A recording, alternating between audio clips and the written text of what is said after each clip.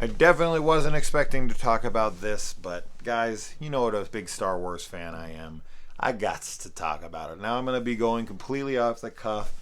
I wasn't expecting to do this, but I just recorded like 9 or 10 reviews in a row, and I was like, you know what?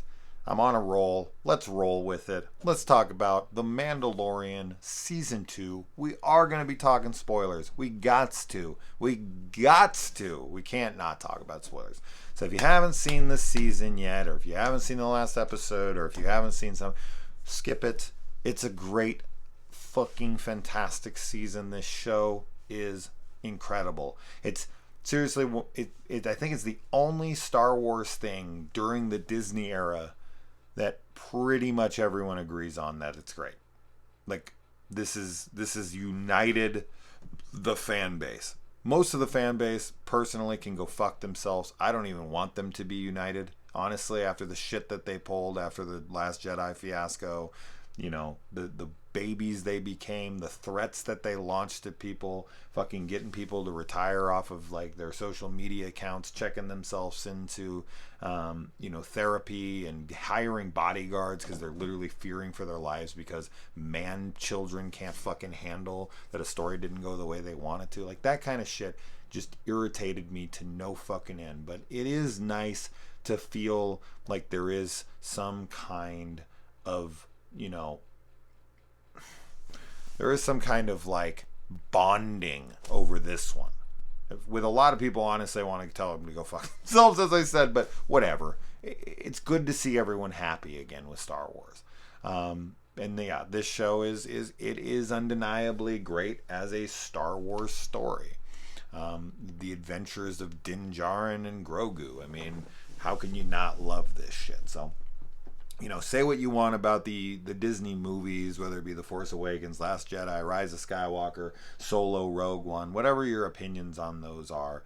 I think we can all agree that this is some fucking top tier Star Wars. Now, I personally like all Star Wars, no matter what. There's not been a bad Star Wars thing for me yet. I enjoy them all to whatever degree.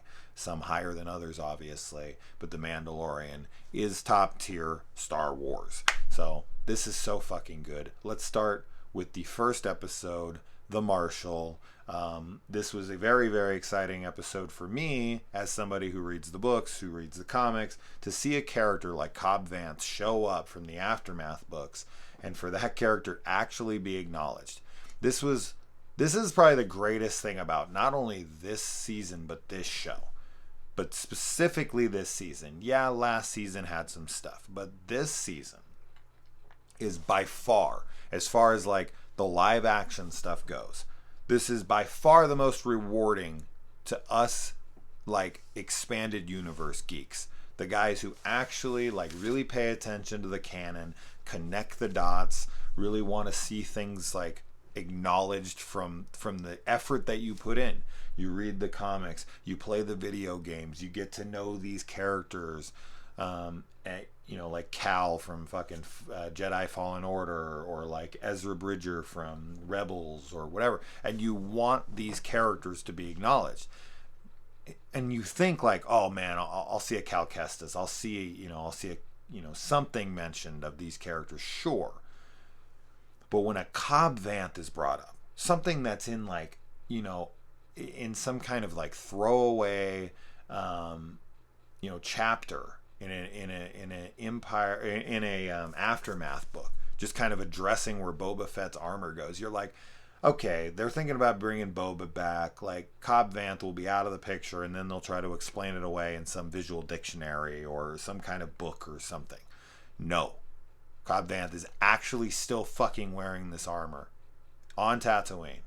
This is so fucking cool. Maybe to some of you that doesn't matter. But to someone who actually buys all these books, who reads all this shit, to actually have a character that small acknowledged, and for it to tie in where you read that and you're like, oh, that's where Boba's armor is, and then when they bring it up in the show, you're like, nah, they're probably not going to address it, and they do. That just acknowledges the fans, and I love that shit. And unfortunately, some of the stuff they did in like Rise of Skywalker and stuff it very much ignored that stuff. It did stuff with Poe Dameron where you're like, that's not how it was in the books. That's not the character you wrote. Like, all of a sudden, he's a spice runner? Like, wait, what? What's happening here? You know what I mean? Like, that kind of stuff irritates me. But you can explain it away, and yes, a book could solve it, but you wish that they would stick to the canon, right? And this kind of stuff does, and I can't fucking get enough of it, because we get characters in this show that I was just like, I never thought I'd see in a million years live action. I just didn't think it would ever happen. I never thought I'd see we'll get there, because we're going to go through the episodes. But anyways, we got the Marshal. We got Din. He comes. He's looking for this Mandalorian. He gets there. He finds out this guy isn't a Mandalorian. He takes off his helmet. He's like, what is this shit? But to Din, all Mandalorians keep their faces covered, and a character later on is going to show him that he's a part of a very specific group of Mandalorians that believe in this, and that's not all Mandalorians. Not all Mandalorians think the same, despite what he may think. And so we got this great interaction between him and Timothy Oliphant, who plays this character so very well. And at first you're like, shit, is he going to kill him right out the bat? You're like, I hope not, because, man, I really like this actor, and I want to see more from this character. And then a fucking crate dragon comes in, shakes shit up. And they go out and they kill this crate dragon with the Tusken Raiders and just all of that stuff. I could get into all the geekiness of that, them finding the pearl inside of the fucking crate dragon. And just, there's so much goodness going on here. It's ridiculous. As a Star Wars freak, you're just like, oh my god, that's from this old video game. That's from this thing, whatever. You're just like, what is happening here? This is Dave Filoni and Jon Favreau, kids in a sandbox, just having fun with their toys and bringing it to life on the screen. And it's wonderful to see. It really is. There's so much heart and so much attention to detail put into this show. It really is remarkable. And I feel like it services casual fans very well, and I think it also rewards heavily diehard geeks like myself. Anyways, so then we move on to the second episode, episode. I want to call it a film because this show's so damn well done. You're just like, it looks like a film. But anyway, the second episode, this is the episode that a lot of people didn't care for very much. This is the episode where they go to this ice planet with this little frog lady, and there was all this controversy about Grogu eating this frog lady's eggs, even though they weren't even fertilized, but they thought it was like genocide and this and that. It's like, oh my god, shut the fuck up. Like, this is such a silly thing. Like, when people were getting upset about that, I was like, are these people real, or is this like fake outrage, stuff to put online for people to be like, look at it and go, wow, people are sensitive. Wow. If you really got upset about that, you're fucking pathetic. That's so stupid. It's played for laughs. And I guess, yeah, oh my god, genocide's being played for laughs. It's not fucking genocide. Holy shit. Anyway, moving on from that. I really like this episode because I feel like it sets up the next episode very well, with Frog Lady, literally her title, being returned to her husband at the end. It's a very emotional, cute little moment, and the fight with the spider-like characters is very Christopher McQuarrie. It's some of his artwork, and it was brought to life, and I thought that was like the more horror element. It very, very much felt like a horror movie. So for me personally, I was like, yes, this is like, the Mandalorian in a horror movie. And then for the X-Wing pilots to show up, one of them being Dave Filoni himself, to save the day. All that stuff, great stuff. Really fun stuff. Just a fun episode, not a ton happens as far as like driving the story forward, but I don't care. I'm okay. I could watch 10 filler episodes. You could throw on. Now, I don't need them per se, but if you threw in an extra like 5 episodes into this season, and they were all just him going on these side quest missions and having fun, I'd be all about it. I could watch this shit all day. So for me, it's cool. I like to see it. And anyway, so then we move on to the third episode, The Heiress, with Bo-Katan. This is where we get Bo-Katan, and we get to see what she's up to. Now, to see, this is yet another thing. This is geekiness on a whole nother level. This is Katie Sackhoff, who voices Bo-Katan in the series of the Clone Wars. To see her actually playing Bo-Katan live action for the armor, for everything to line up as well as it does, for her story to still be going on, for her to be looking for the Darksaber, all of that stuff. This is just Filoni, man. This is Filoni's involvement 100%. This is Dave Filoni being brought in and being like, you know what? Like, why don't we acknowledge this entire fucking, this more tale than the movies? Like, if you were to add up the time allotted with episode 1 through 9, Rogue One, Solo, if you were to add up all that time, all that story that's going on in there, it wouldn't hold a candle to how much time is spent in Clone Wars and Rebels. There's so much story being told in Star Wars Rebels and Star Wars Clone Wars, and for that to rarely ever be acknowledged in the films or in anything is frustrating. Yes, it's acknowledged very heavily in the expanded universe, in the canon,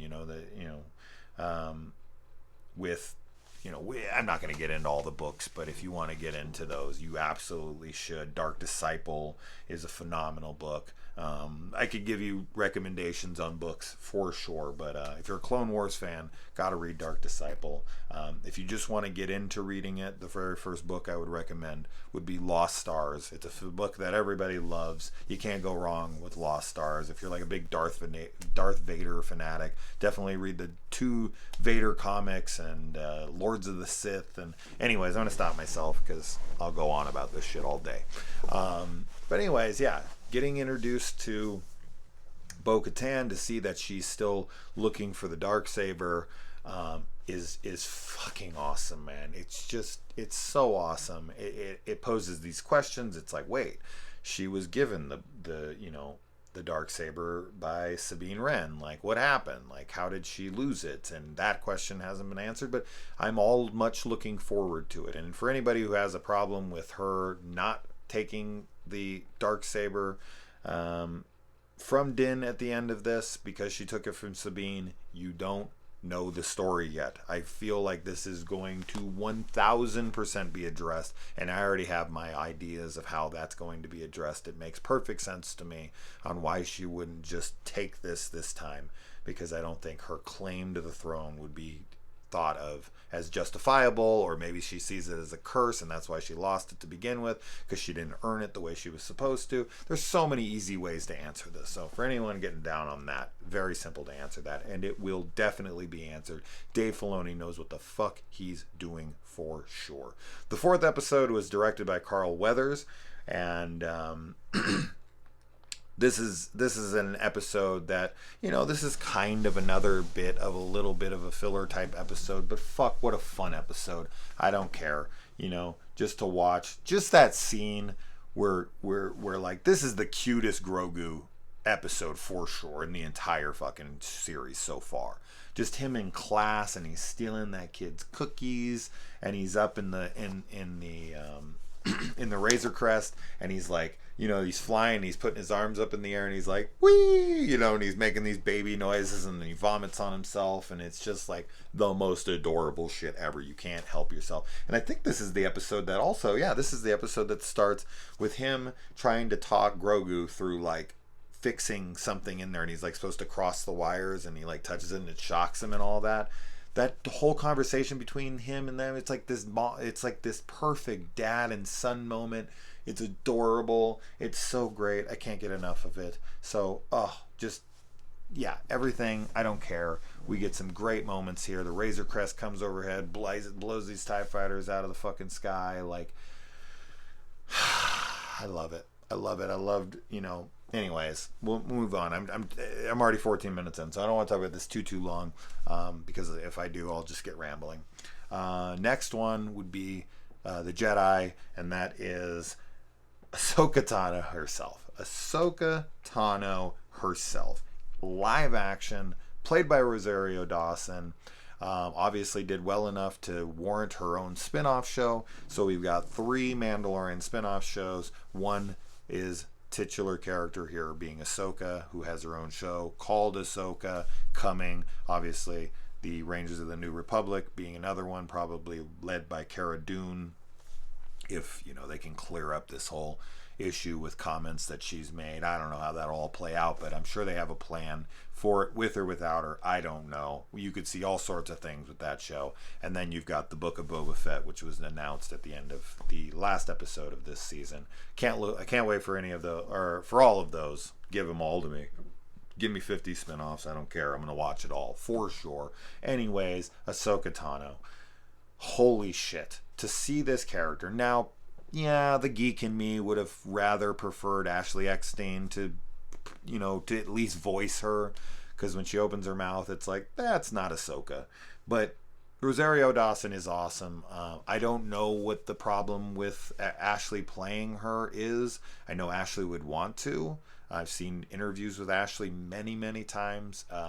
Ashley is, I don't know, like, is she not have a big enough name to lead her own show? Katie Sackhoff is a more seasoned actress on screen than Ashley is. I don't know how much live action that she's done. So I don't know, man.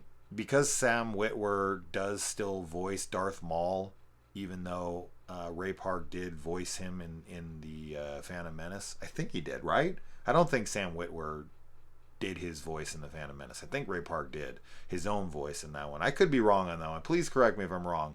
But I'm pretty sure he did. But then Sam Witwer came in, and when Darth Maul returned, he still voiced him. And then in Solo, when Ray Park reprises his role, Sam Witwer still did his voice over Ray Park's performance. And I just feel like, I don't know, I guess it makes sense if they're going to do a full spin-off show, they can't have Ashley doing every line. So I guess it is time to pass that torch over once you've recasted it.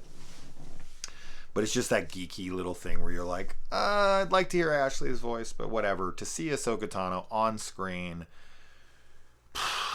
was phenomenal. And to see her, in battle with her two white lightsabers and all that was just, as a fanboy, as someone who watched all the Clone Wars, watched all of Rebels, it's just so great to see, have read the Ahsoka book, has, all that shit. It's a fan favorite character. She was not liked at all in the Clone Wars movie. And then she just slowly, grinded her way up and then became one of the most beloved characters in the entire franchise. And to see her on screen was seriously just nothing short of remarkable. And for them to pull it off so well was great. And because Dave Filoni wrote and directed this episode, you knew this was the one Ahsoka was going to be in. And you were like, is she just going to be in it for a second? What's going to happen here? And nope. Episode starts. There's Ahsoka. She's right front and center. And that was just so great. For her to kind of team up, for her to name drop Grogu, let us know what this fucking child's name is, Baby Yoda's actual name is. And at first you hear it and you're like, Grogu? That's not a great name. And then as you just keep saying it, and as you see at the end, at the beginning of episode 6, when Din is like, Grogu, and he keeps looking up, you're like, I don't know, you start attaching yourself to it. You're like, all right, Grogu, I can go with it. Yoda, Yaddle, Grogu, yeah, I got it. Okay, it works for sure. I saw another concept name for him. I can't remember what it was, but it was like, I can't remember. It was terrible. So I'm glad they didn't go with that one. But Grogu, I can dig it. You even had Michael Biehn in this episode, which I didn't even recognize for a little bit, and then I was like, is that Kyle Reese right there? Holy shit. He's not very utilized here. I don't care. He's great. It was cool to see him. And then we get into the big fight, and then she tells him to go to Tython, to put Grogu on the Seeing Stone, to call out to a Jedi, and maybe he'll come, maybe he won't. And then we get the big name drop, the fucking house brought down kind of name drop that I never thought in a million years I would hear come out of fucking Ahsoka Tano's mouth. But she grabs this chick and she says, where's Grand Admiral Thrawn? Holy fuck. She's still looking for Thrawn. She's still looking for Ezra. This is what Ahsoka's going to be about. You're going to see, I could be wrong, but dude, I think Ahsoka will be the Rebels spin-off show that we'd always wanted. It's just going to be live action. She's going to team up with Sabine Wren, which would make sense because it's connected to the Mandalorian. So you're going to have Boba Fett, you're going to have Bo-Katan, you're going to have Din Djarin, and then you're going to have Sabine Wren, the most popular fucking Mandalorians to be in these shows. You know, if you want to like count like Jango Fett, or like, you know, if you want to get even geekier and go down to like Pre Vizsla or any of those. No. Like the four main Mandalorians that we know. Sabine Wren is the one we have not seen live action yet, and for her to pop up into Ahsoka's show and then play into what I think will be a big finale. I think they'll all intersect. I think they'll have kind of their Avengers type meetup where they take on Thrawn. I think Thrawn will be the big bad of the New Republic show, the Ahsoka show, the Mandalorian, and the Book of Boba Fett. I think they will all come together, all the Mandalorians, because most of the shows will all have Mandalorians in them, and it's going to be like Mandalorians versus Thrawn and Thrawn's army. So, oh God, just to think of that. Yeah. So, anyways, moving on to episode 6. This is The Tragedy, and The Tragedy is the episode where Boba returns to his armor. This was directed by Robert Rodriguez, who is going to be in the showrunner and an executive. I don't know if he's a showrunner, but he's an executive producer on the Book of Boba Fett. How many episodes he'll direct, I do not know, but I'm sure he will direct an episode at least. This is the return of Boba to his armor, which was awesome to see Boba in his armor just wrecking stormtroopers, just crushing heads, breaking fucking these helmets open, killing people right, left. You know, shoots his knee rockets. That was so cool to see his jetpack come and shoot at that one, and it goes for the other one, and then he has the joke like, oh, I was aiming for the other one. Oh, this is great stuff. And then baby Grogu abducted, taken. Oh man, that's brutal, man. To watch him get taken off by these like Iron Man, Dark Trooper these Iron Man wannabes, the Dark Troopers, to see them taken off by Moff Gideon's little robotic lackeys was heartbreaking. And you're like, oh no, he's fucked with the wrong guy. And then then we move on to the 7th episode, which brings back a character that I did not expect to ever see again. And while I do like Bill Burr, his character in the first season, I was like, he's fine. Like, I liked him. I didn't hate him. I was just kind of like, yeah, he's fine. Okay, cool, whatever. He played his part. You know, it's kind of funny to see him in there because he's such a Star Wars shit talker. So to see him in the show, I was like, okay, you know, this is kind of a funny spin. And I saw an interview with him where he was talking about that. Like, yeah, he thought it'd be really funny. Like, Jon Favreau was like, it'd be funny if you were in the show because of how much he shit talked the show. So they bring him in, and they bring him back. Man, this episode is so much better than I was expecting it to be. So they go and they pick him up, and he's this prisoner, and then they're like, you need to help us get a location on Moff Gideon, and he's just like, whatever, I'll stay in prison, fuck that, I'm not going there.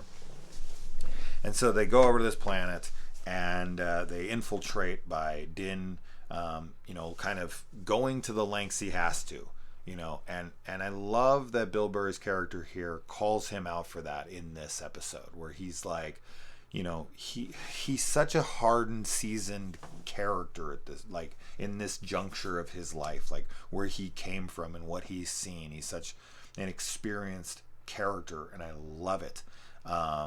Mayfield. Yeah, I couldn't remember his name for a second. Anyway, so Mayfield, he is talking to him as they're driving through this town. They're carrying the Rhydonium in the back, and he's telling him, like, what are your rules? You can't show your face, or you can't take off your helmet, because there is a difference. And he's proposing all of these questions to him that you can tell that Din has never really contemplated. He's never really questioned. But that's just throughout this show. He's questioned more and more about his beliefs. Like, what has Death Watch fucking shown you? And then when he runs into a different group, of Mandalorians, he's confronted with more questions. They take off their helmets, and he's like, what the fuck? He like takes this step back, which is just, it's such great directing and acting here to make us so involved with a character where we see his face accumulatively maybe 2 minutes, 3 minutes of these entire 16 episodes of a show now, but we're so connected to this character. It's amazing. I mean, it's really it's a testament to how good this show is. Anyways, but they go in, they have this big fun fight with these pirates that are trying to blow up their Idonium, and then the Empire actually is shown in a positive light, where like they're the heroes and they save the day, and they come in and they shoot the pirates, and it's like shown from a completely different perspective than we're not used to. They're always shown as the villains, but in this moment they're shown as kind of the heroes, which is like, that's the lens of Mayfield's lines in this, of like, look around here. The New Republic, the Empire, it's all the same shit. Doesn't matter. It's like whoever rules. These people don't see any difference. And so they get in there, and then we get a great performance by Richard Brake, and he sits him down, and Bill Burr gives this incredible PTSD, war veteran kind of moment, where he's just like hearing about Operation Cinder, which was another fantastic thing to hear about, something that is featured in books and video games like Battlefront 2 and the Aftermath trilogy, and just like to hear Project Cinder, that was so fucking cool. But anyways, he has like this PTSD flashback, and boom, he just shoots him. He just fucking pulls his gun. But like Din has to go to these lengths to scan his face. Now anybody who's like, oh, just needed to see a face, and it's like, well, yeah, it needed to A, check to see if this was like a wanted person, B, to check if it was human, so it wasn't some fucking droid that was trying to hack the system from afar. So yes, I think it just needed to see a face that it didn't recognize. I mean, how many stormtroopers are there? They have them all cataloged, they have them all in the system. I don't know. It didn't bother me, so I could see that being like something people are like, oh, that's silly, but to me it wasn't an issue at all. I could come up with a multitude of reasons why that would work, so it is what it is. Maybe that's just my fanboy logic, but it didn't bother me. Anyways, they shoot their way out. The Slave One comes in, Boba slides in, Mayfield and Din jump up onto the Slave One. They go away. He grabs his fucking rifle, which actually fires real rounds, not laser bolts, which is kind of a cool weapon. Anyways, he shoots the Rhydonium, blows up the plant. They let him go, and Din sends Moff Gideon a very familiar message, the very same message he sends that Gideon says to Din at the end of season 1 is basically the entirety. Din has a very good memory. He says almost verbatim, word for word, exactly what he said to him, except for he flips like a little bit of a line at the end with he means more to me than you'll ever know.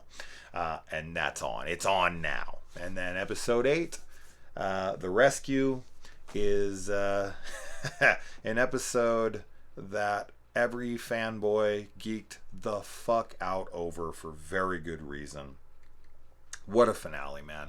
What a phenomenal finale. This show could not have ended fucking better than it did in this episode. What an ending. Holy shit. I mean, there's just so much to say, but to keep it short, they rally up the troops. You got Boba fighting against, Bo's, what's her name? I'm blanking on it right now. It doesn't matter. I don't want to bore you with a secondary character's name, but she's played by Sasha Banks, who's a WWF fighter, WWE, WWW, whatever the fuck it is, WW whatever. But they have a little bit of turmoil, and then Bo drops this really cool line of like, if you would have shown half that fight against the Empire, we wouldn't have lost Mandalore. Like, that kind of shit is awesome, man. Just references to the Clone Wars, references, all that stuff. I love that Boba's like, they turn that all to glass, all that stuff. It's so good.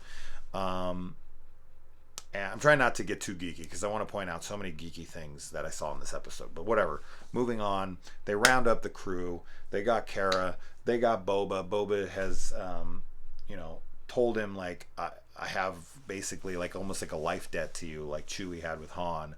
And he's like, I owe you. I told you until that kid was back in your arms that I'm not leaving your side. So him and Fennec Shen, who's almost 60 years old, by the way, and played Chun-Li in the fucking Street Fighter movie. Yeah, the Van Damme one. That's crazy. I can't believe she's so old. Not that that's so old, but for how good she looks, Jesus, you can't believe that chick's like almost 60 years old. Anyways, moving on.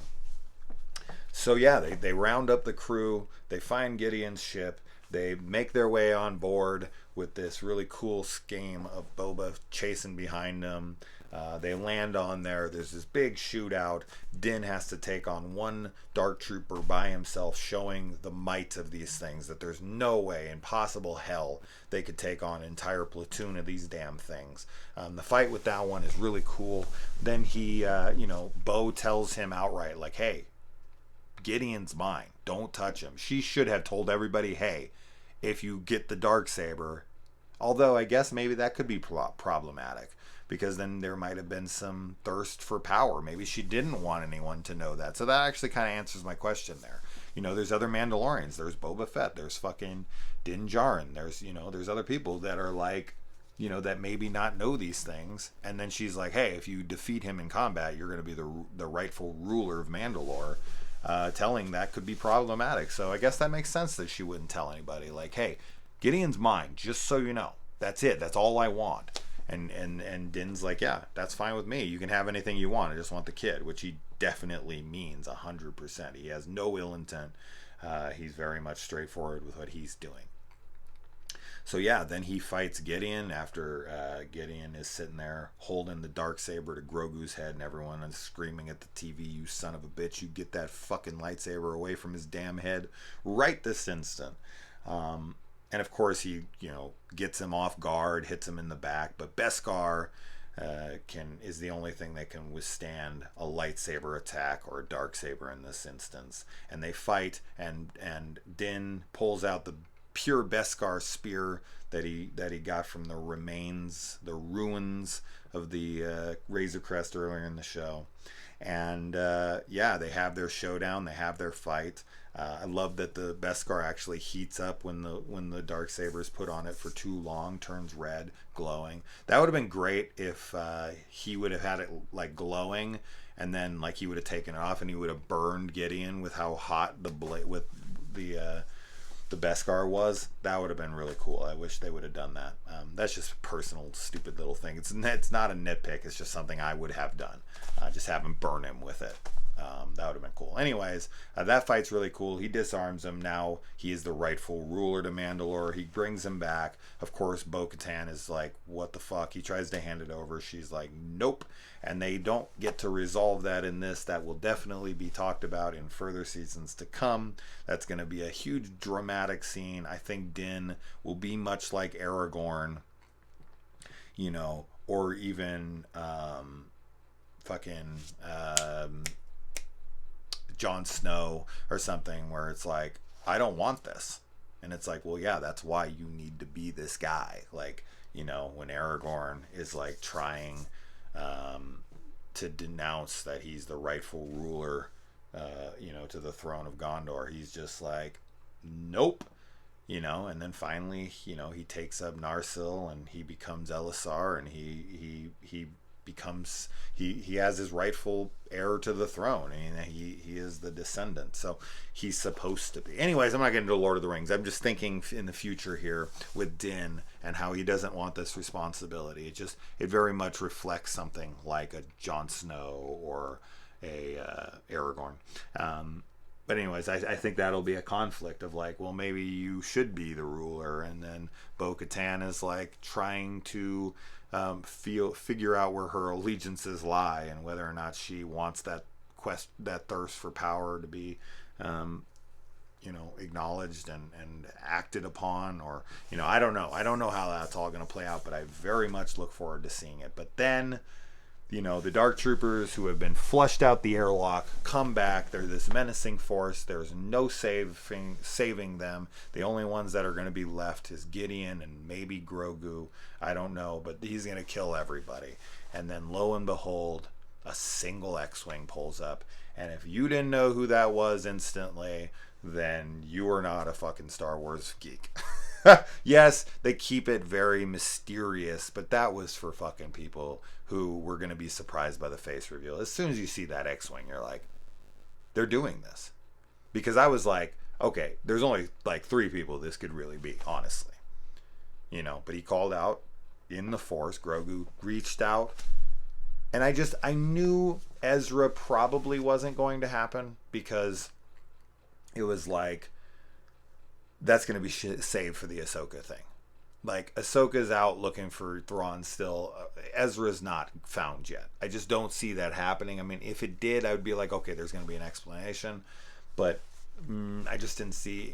I thought it was possible, but unlikely. Cal Kestis, I don't know what that story is going to play out. We're going to get a second Fallen Order game, I'm sure. And, maybe he'll die in those games. I don't know. I don't know what his fate is. Ahsoka sure as fuck isn't coming, because Ahsoka is the one that put them there to go out to that. So, as soon as you see that green lightsaber in the gloved hand and everything, if you didn't know by that point, holy shit. But he walks through the door, he pops up that hood, he's Luke fucking Skywalker in his prime, post Return of the Jedi, out exploring the galaxy, fucking shit up. Takes out an entire platoon of Dark Troopers like they're not even there. Force crushes one of them. Oh, it was so cool. He comes, you have this beautiful, sad goodbye between Din, and you get this first moment where Din and Grogu have laid their actual eyes upon each other's face for the first time. Din's only ever seen him through the mask, and Grogu's only ever seen his mask. And for him to like reach out and be like, let me see your face, and he takes it off, and he,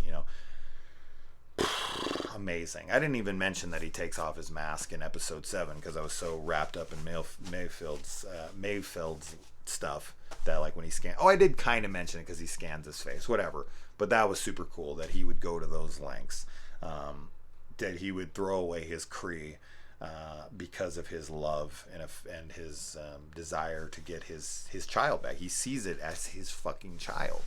But then Luke shows up with R2-D2, and it's the most perfect end to this show. It is very much where this needed to go. I don't know if this is what it was planned to be from the beginning, but he's always trying to get him back to his own kind, and I would have to assume that this was the plan, and it very much feels like it. Everything feels very planned out. As much as I love, Star Wars in general, and I'm a big fan of everything that's been released, whether it be The Force Awakens, The Last Jedi, Rise of Skywalker, I've enjoyed all of them very much. I have my gripes with some of them for sure, but regardless, I still enjoy what I'm getting. I'm just happy to be getting it at all, and I very much like a lot of it. But it is very clear that there was no plan from The Force Awakens to The Last Jedi to Rise of Skywalker. It is very obvious. Rise of Skywalker should have been called The Revenge of the Reddit Thread. That movie was straight up trying to mend all of the bitching that took place after The Last Jedi. All the people like, I want Rey to be related to somebody, and I want this. Like, every single thing I saw bitched about was addressed and done in The Rise of Skywalker. There was no plan. There was no fucking plan at all in place. And while I still enjoyed those movies very, very much, I did, there was clearly zero plan. And that's a bit frustrating, and I find that to be Bob Iger's fault for pushing this into production too fast, and he's even admitted to this. He's like, it's kind of my fault. I wanted him out too quick. And I think it was Michael Arndt from like Toy Story 3 that wanted like years to write treatments for the first film and maybe even the trilogy, and they were like, nope, we got to get this shit out by 2015. And he was like, fuck that. And so they brought in Abrams and Kasdan and whatever. So they did rush that, but with this one, it very much feels fleshed out, very much feels like there's a very big plan. And with Book of Boba Fett already filming, with Ahsoka All these shows being announced. They have a fantastic plan in place. I did not expect this video to be 40 fucking minutes. If the audio's fucked up, I will jump off a cliff for real. But that was fun. That was fun. Hopefully, some of you are Star Wars geeks and are like, what the fuck is this guy talking about? I probably went off into way too many directions about expanded universe lore. But guys, it really is fun. Like, if you're a big Star Wars fan and you want to get into it, start with the Clone Wars, move on to Rebels, and then if you want to dip your toes into books, hit me up in the comments. I'll let you know. Or go check out Alex on Star Wars Explained. He's my favorite Star Wars guy on YouTube. He's got a very positive attitude. Him and his wife Molly are super good people, and he is the most knowledgeable person on Star Wars on the internet, in my personal opinion.